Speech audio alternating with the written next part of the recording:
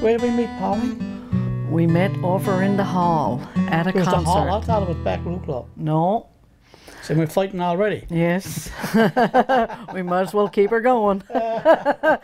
We met over in the hall. You were playing on a Christmas concert. Oh, yeah, You yeah. were singing, and me and Donna, my friend Donna, went to the concert. I said to Donna, Donna, I'm going to marry that man up there on that stage. This was our wedding day. Small family wedding.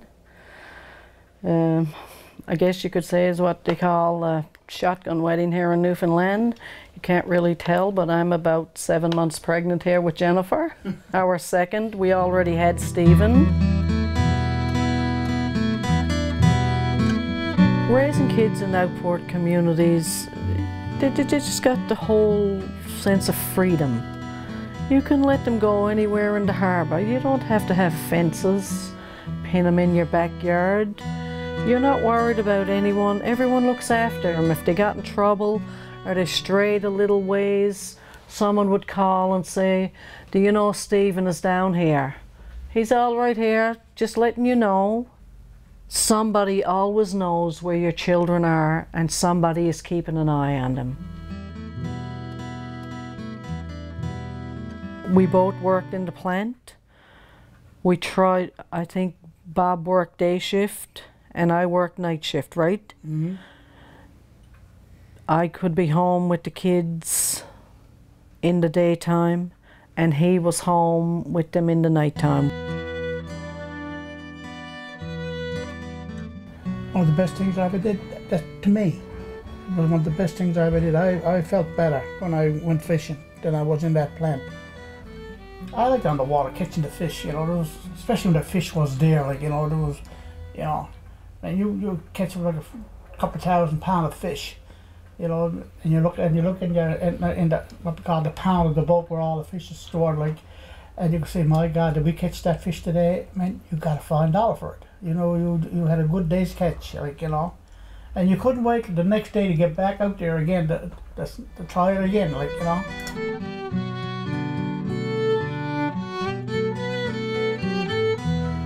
I remember me and my brother, we went down on top of the wharf down here, and then we sat there waiting for John Crosby to come on and with his announcement about it all. And I tell you, when he came on, it's like you couldn't believe what he was saying. Like you didn't want to hear it. Sad, like you could almost cry.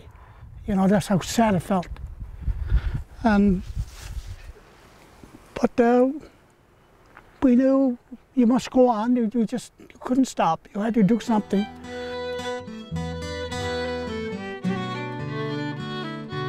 Shortly after that, there's friends of ours. They were heading out west to Alberta in the oil fields, and we were asked to go out there like our friends. Come on with us, come on with us, and we hesitated because that was an unknown territory to us. We didn't want to go there.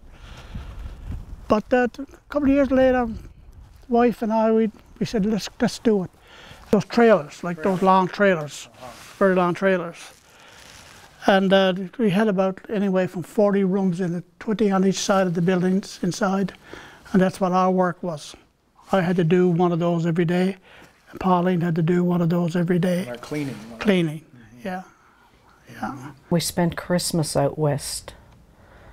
Well, one and only one, wasn't it?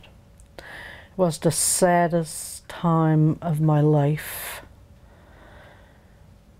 We were sitting in an apartment looking after another lady's cats that we worked with.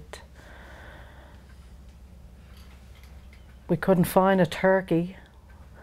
We found 2 turkey wings, didn't we? 2 big turkey Two wings. big turkey wings. That's all was at the No Frills grocery store that we went to down the road. And we cooked the 2 turkey wings. And I don't think either one of us ate them. We were too sad. We were doing too much crying. And then, of course, our daughter called us from here. She was out here with Stephen, because Stephen looked after the house, stayed at the house while we were out west. And she called us and that only made things worse. We spent Christmas Day crying and kicking ourselves in the arse for being out there, and we vowed that we would never again spend Christmas away from home.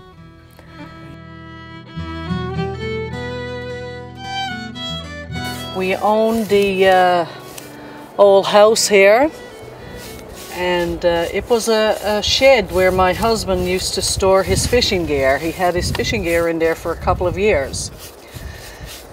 And I said to Bob one day, I said, Bob, go up and take everything out of Jimmy's house. I said, I'm going to turn that into a bed and breakfast. Pauline picked up a lot of the tricks of the trade, as they say, how it's done, like, you know, the cleaning and all this, because everything out there had to be the same way. Everything had to be sanitized, and bathrooms and all that. She picked all that up, and I guess when we opened up the B&B, she knew exactly what to be doing, like, you know. We're very happy with the choices that we made, and we're very happy with the bed and breakfast itself. We've had people from all over the world, and I love people. I love catering to people. Oh, I love talking to people.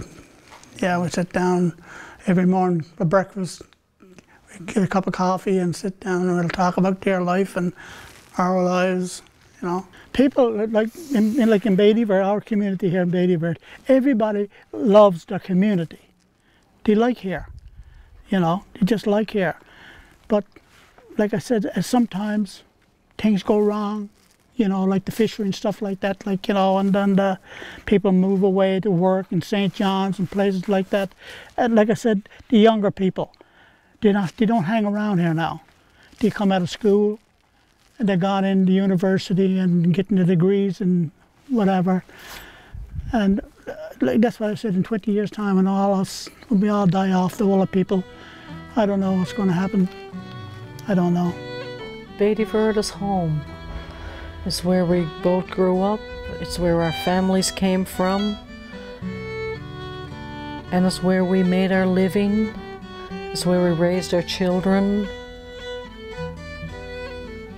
And there is a rugged beauty and peacefulness here in Beattyville that I don't think that I could find anywhere else in this world. It's just home. It's home to me.